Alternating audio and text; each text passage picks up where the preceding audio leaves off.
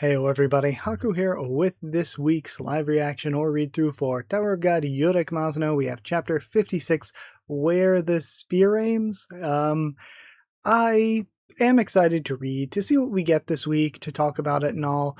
It might be a shorter one, because after where we ended last time, there's a solid chance that this is just an action chapter, and those are just quicker to read because there's less words, less to discuss in that sense, and more just fighting.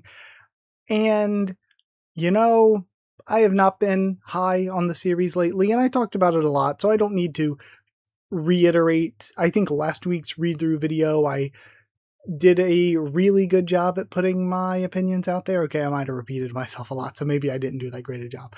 But, I put out a lot of my thoughts on the quality and what I didn't like about what's going on, and how I think a lot of it might be connected to, doing things that aren't the most well written, but you're doing something of your own. But then when you're bringing in lore and established characters, that it weakens things. And so for right now, going into this chapter, I think we're overusing Edwan. He is a family head, and I think we're overusing him in ways that aren't very good. His fight with Mago, I will totally defend because I loved that. I think it was great. And I think if he just, conked out after the Mago fight and was done from the spinoff, that would have been a really good sort of way to include him in the story and show him off a little bit, but don't go too far. But then with his interactions with Urek and everything, it is massive aura loss. Like thinking about the way that he's described by Kun Agnes, our Kun, the way he's described by Kun throughout like season 1 and season 2, and the relationship that they have, the things that he says about him. He's this great family head. The family heads are, kind of just evil, and the control they have over the tower is so tight, and Kun's going to try to dethrone him and become the new family head. And then we see all the goofy stuff here and the flippant use of him, the way he just spills information, all of this kind of stuff. Just, again, like massive aura loss. I don't know how else to say that. But then on top of that, his inclusion in this fight and all of this fight in general is just, I mentioned before how, in past fights, there were all these different connections, all these different characters, and they were motivated by this goal or that goal. And because of the different things they were each trying to accomplish, there would be conflicts between them. And those conflicts would sometimes be in the form of fights, but not always with Tower of God. But the fights weren't just for the sake of the fights. The fights were for the sake of this character's trying to do this, or this character's trying to do that. But this is really just a fight for the sake of Siu's like, okay, let's have a fight. Latour showed up. Urek's like, well, I don't want to fight him right now because he's super powerful, but I guess I've got to fight him. Which again, Urek's character has been very inconsistent in the spinoff in a bunch of different ways. Whether or not he's cool with killing people, whether or not he wants to fight. Sometimes he wants to go out of his way to fight, even when it's like, why do you want to fight this person? And then sometimes even when somebody wants to fight them, Urek, for whatever reason, is trying his best to avoid it. He's been inconsistent in that way. And Latour, again, other people have brought it up too. It'd be nice if we did some establishing stuff to build him up, to build up the conflict, and that led to a fight between him and Urek. But really, he's just shown up to fight, and we haven't really led into him as a character. We had a small conversation with them bringing him up, but then Urek saying he's really strong. We know that he's an irregular, so we have information on him, at least a little bit, but we haven't really established a conflict with him. He's just shown up to fight, and that's basically it. And of course it's because of Mago and stuff, but we didn't build that up. We just said, okay, we're having a fight. And it used to be in the past, I feel like I would criticize Tower of God even mildly, and I would get comments like, oh, you're such an idiot. You don't understand this whatsoever. Just mild criticism. Criticized once, loses it. But now, even last week, I'm like, wow, this sucked. And still 100% like to dislike ratio, which again, I have had some very low like to dislike ratios when I've been critical of things in Tower of God to the past, but it seems like things have shifted where I was one of the most gentle on the spinoff. Even when other people were being really critical of the spinoff, I was still being positive about it. And I am still going to try to be positive when I can be, but I just don't like what's going on right now. And it feels like it's one of those things where most people are in agreement. Like most of the comments, whenever I'm like, oh, I don't like this, pretty much everybody lately has been, yeah, I agree with that.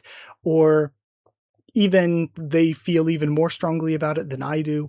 It's been interesting because I still like, again, this is how deep into Tower of God I am, how much I love Tower of God. Not only am I doing my videos, I'm still watching everybody else's reactions that I can.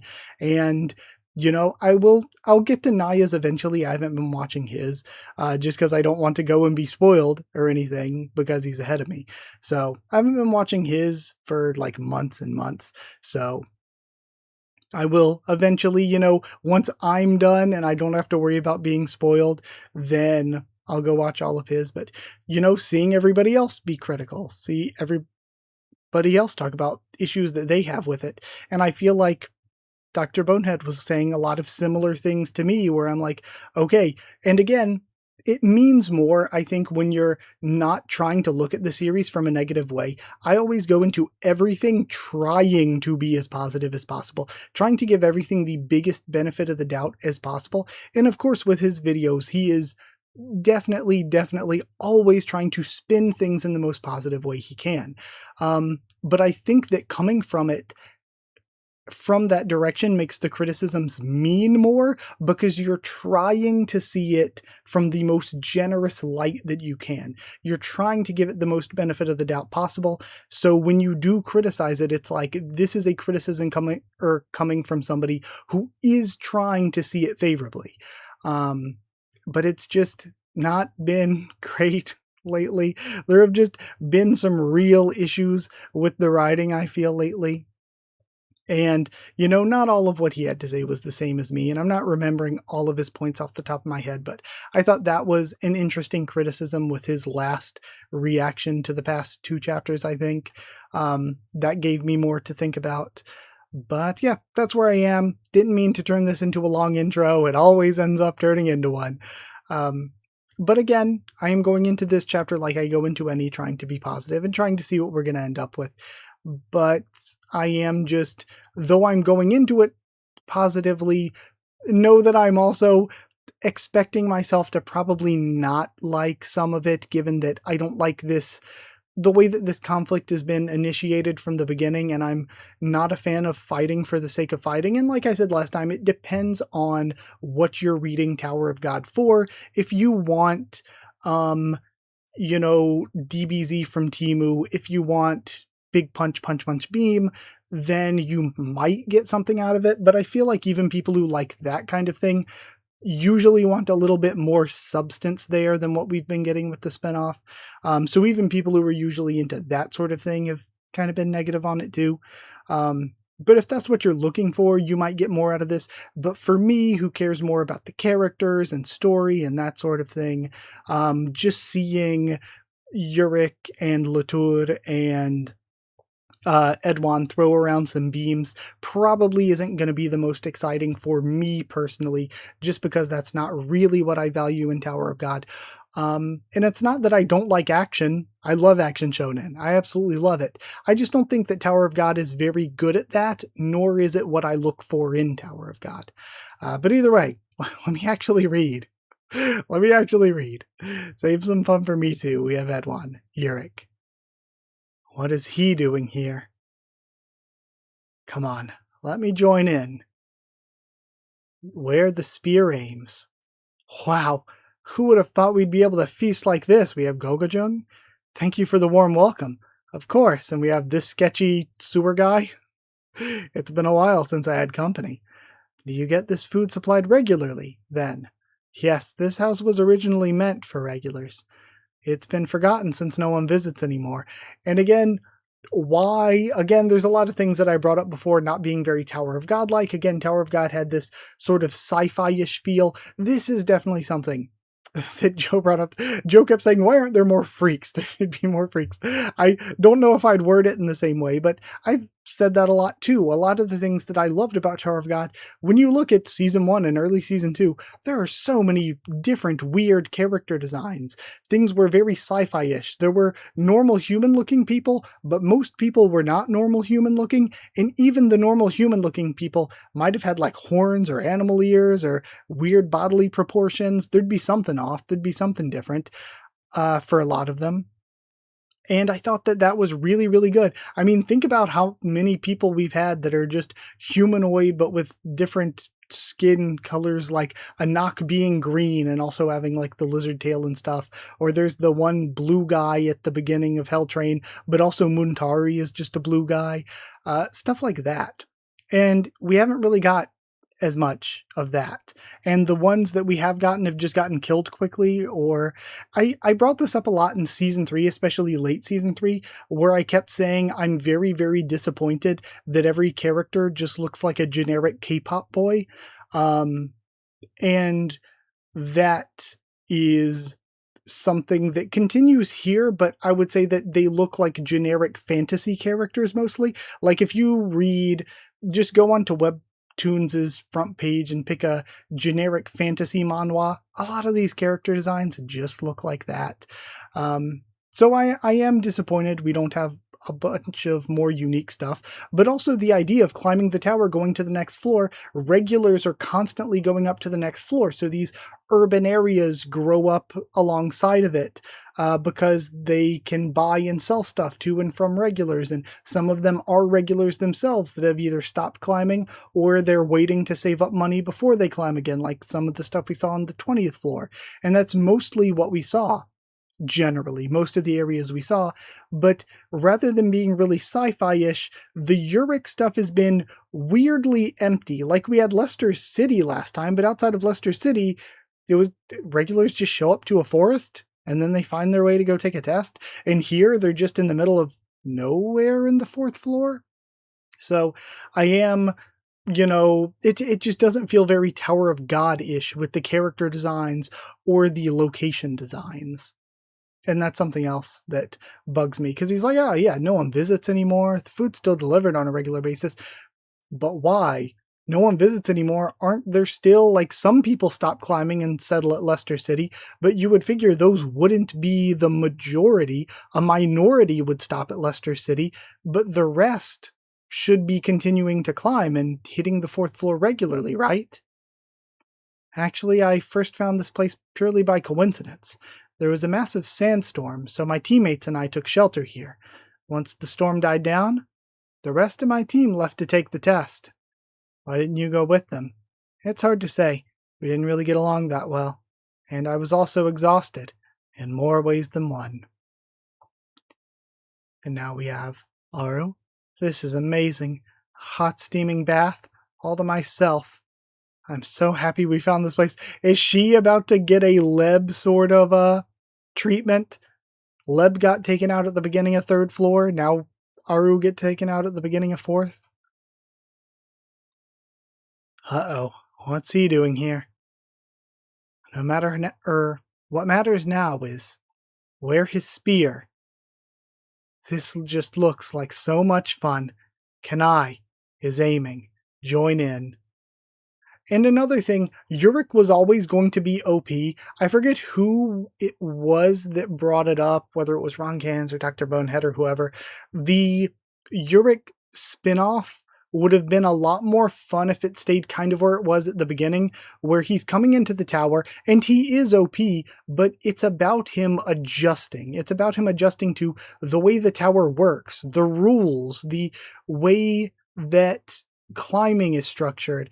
And Shinsu especially, him learning to use Shinsu, but instead of it being about Urek, who was strong on the outside, learning to use Shinsu in order to be strong on the inside, and he just has a, immediate leg up at the beginning, he's always going to be OP.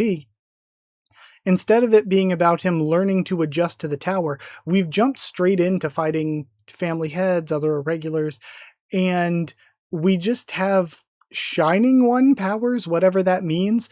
Like when when Obrian brought it up, it was like, okay, we're really practiced in fighting, so we come in, and because we're really strong, we can adapt to Shinsu, we can adapt to the tower's way of fighting quickly. I was like, okay, that might be the explanation. The explanation is that they're really strong, they come in, they adapt to Shinsu, they adapt to the tower's fighting really quickly, and they're good at it.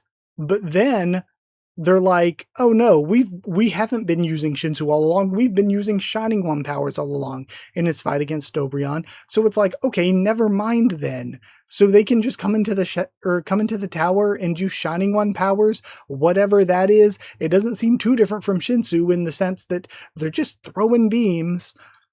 It's so frustrating. Like, it could have easily been so much more well written, and it kind of was toward the beginning. But we just went so off, like pretty much any storyline that we get into in main Tower of God. Even if we start off well, Siyu just seemingly can't help himself but to go so far off track.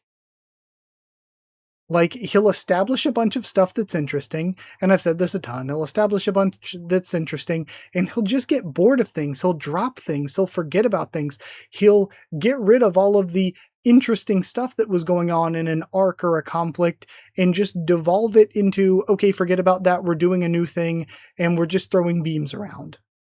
It's so frustrating, reading Tower of God. Is it me? Latour's coming in from behind. Looks like you're in a tough spot, Urek. And the spear changes trajectory right as it's about to get to Urek. Did it just change course? And it goes around to Latour. Now it's coming toward me. And he moves back, but Urek comes in with a punch. And I think he manages... Does he duck it, or does he go back and then he's ducked down for whatever reason? So I guess maybe he ducks the punch and then he jumps back. Again, this is something that I feel like we've been criticizing ever since Siyu started doing these. I don't remember if it was late season 2 or into season 3, or he started doing these in fights a lot. But there are some times where the action with these types of multiple of the same character panels, the action is just so unclear in a lot of them. This one, I think it's that, again, he moves back to avoid the spear. We see the fist coming in, and we don't see him ducking down. We just assume from this that he ducks it, and then this is him jumping back. So, he's not your enemy then. Was it just a trick to bring my guard down? Since when did you start liking men so much anyway? Were you having too much trouble with women? No, not at all. At least he's not completely useless. I try to respect my prior arrangements. And again, at least he's not completely useless. Why are we involving a family head in this and treating a family head like this? It's so annoying. I try to respect my prior arrangements. You with the beard, I need you out of the way, so I can wrap up my fight with Urek. It's not like I want you to help, you know. Yeah, I'm not exactly moved to tears over here, but thanks anyway. And he goes in for a flurry of punches, dealing with Latour. They both make contact with each other. Well, then Urek is managing to dodge through, still avoiding, and blocks. Goes back for a punch, but it's ducked again by Latour, who goes in low. Your strikes have no real weight. Clearly, you've only been fighting small fry. And he lands an uppercut, an opening. But Urek is countering himself. What are you going on about? You're a small fry too. Once I finish talking, run as fast as you can. If you stay there, you'll get a hole in your chest. So he avoids, and the attack is going straight into Latour. There's no dodging this one. He puts up his guard and starts getting sent back. And again, seeing a family head fight one of the newer regulars was really cool when it was Edwan versus Mago, but I hate that it's Edwan again. If we brought in a different family head, maybe I'd be more okay with it. But I hate that it's Edwan doing the fight again with one of the newer regulars. Interesting. Such a powerful opponent. Within the tower. Latour, don't get too carried away. You came here to help me, remember? Mago. I faced the one with the blue hair before. He's strong, very strong. You can't fight him and Urek together. If you leave them alone, they'll end up fighting each other. Let's just retreat. I do not know the meaning of retreat, Mago. Latour, I thought you loved me. And again, we have had no build-up. This all means nothing to me. The things I do for love. We'll continue this next time. Hey, where do you think you're going? He grabs on to Mago. Let's go, Mago. You really don't need to carry me. And Edwan is sending an attack their way? Or no, it's Garam. Okay. I was just assuming because of the blue. Darn it. You're not getting away from me. And the sentence is finished by Edwan throwing a spear. The princess is going to get hit. No. And Urek blocks. What's the meaning of this? Let's just say I'm helping out a member of my cohort.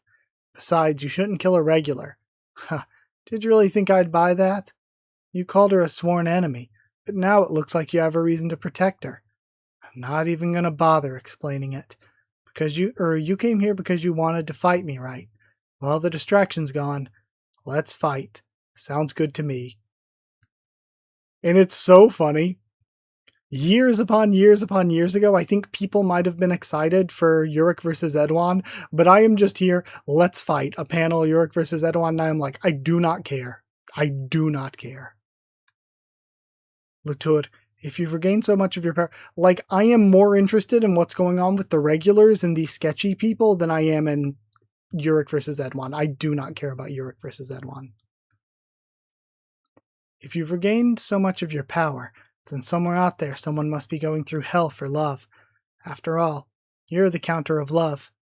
Indeed, they don't even know I exist, and yet their love was both grand and tragic. It was like clinging to a centipede's molted shell, trying to profess your love for it. And we see Berber Rohan, Evelyn, and Dodo Queen. I love Dodo Queen so much. So this must be the shelter the mayor found. And we have Chomping. Okay, she did get lebbed. Aru got lebbed. Which again makes me feel nothing because we didn't do a good job at developing the members of Urek's team. He apparently cares enough to protect them, including Gogo-jung, who he really shouldn't. For some reason, he'll care at some point, but then somebody like Leb or now Aru will die and he'll be like, oh well, whatever. So again, just more inconsistency. I wish we were given enough to care about, but we weren't given enough to care about. And also, this is literally the same thing that happened with Leb. Literally. And that's something else that was brought up by Dr. Bonehead and stuff that I didn't even think about. So we got introduced to the special weapon that Mago gave to Leb, and then Leb never used the special weapon, but then he died and the weapon didn't get passed on. Nobody else used the special weapon either. We were just introduced to that, and it was another thing where Sia was like, I forgot about it. Like when he introduces characters and he's like, I forget about them. Introduce Heljo's minions, most of them are just disappearing. Introduce all the characters that we see hinted at the beginning of Last Station, forget about them. Like some of them literally do not show up.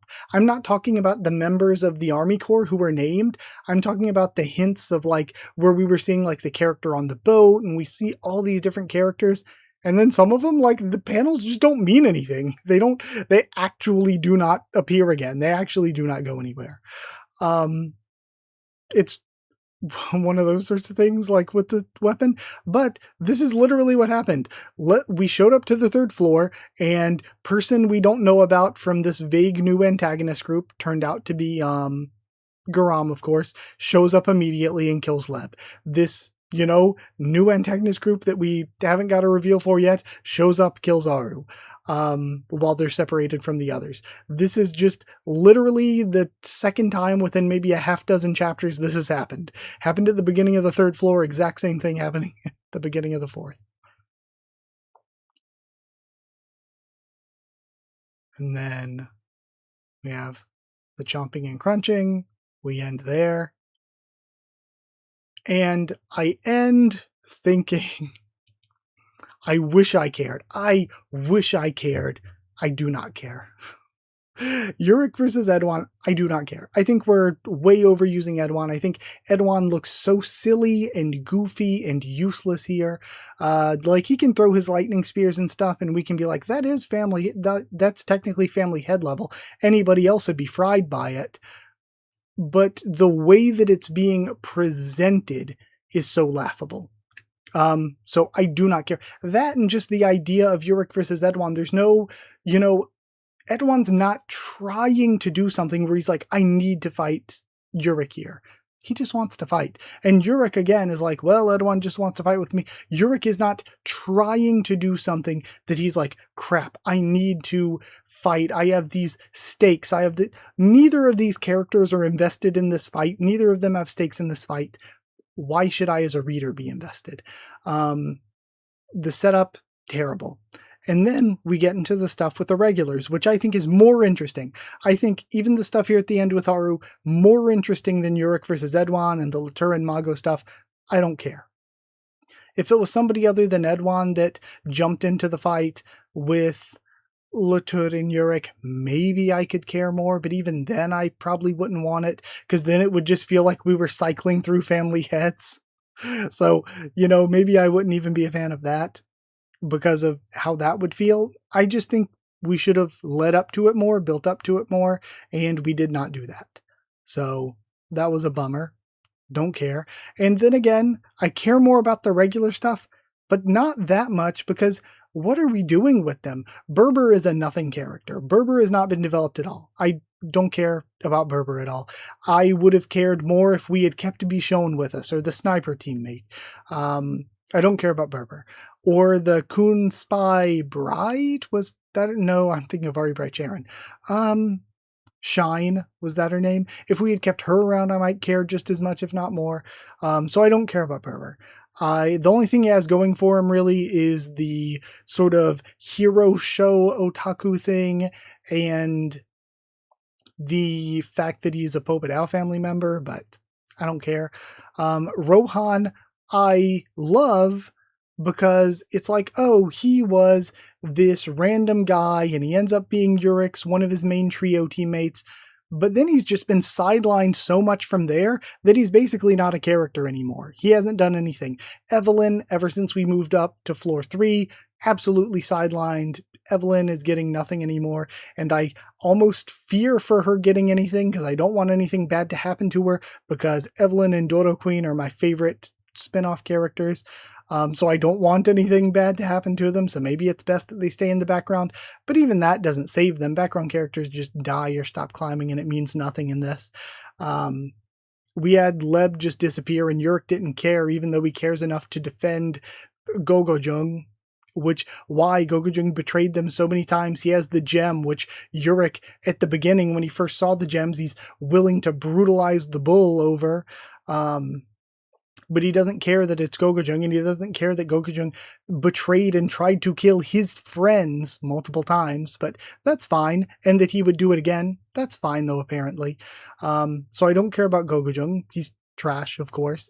Again, Leb was a nothing character that got killed like nothing, and it didn't lead anywhere. Aru is now seemingly being killed in the same manner that Leb was, and again, Aru had a little bit of character at the beginning, but then was sidelined so hard that, okay, and she gets killed, and it's a okay and moment. This was an okay and chapter. I don't care about this conflict. I don't care about these characters. I did care about some of these characters. I did, but we haven't done things with them. We haven't built up this storyline. We haven't built up this conflict. It's just happening with no build up or reason or stakes in the sense, like there are stakes in the sense that characters could die, but there are no stakes for us to care about the characters dying, and no stakes for the characters themselves. Like the characters' connections to all of this are so weak and flimsy. The characters are so weak and flimsy, their connections, and I just brought this up with Kubera. And you could say, oh, it's different, this is a spinoff, but the spinoff is using characters from mainline Tower of God, and the spinoff has also had 56 chapters. One thing I just praised in my most recent Kubera read-through was how all of these different characters, the side characters and the main characters, are so deep and developed, and they all have their own connections with each other, and they all have their own goals. So this character's trying to do this, and this one's trying to do this, and it's this really deep conflict where some of them are at odds with each other in some ways, but they're aligned in other ways, and there's this really deep conflict going on that is causing some of the characters to fight each other in these big throw giant attacks around fights, but all of them are doing these things because they have a deep established reason to do them and all of these deep connections with each other.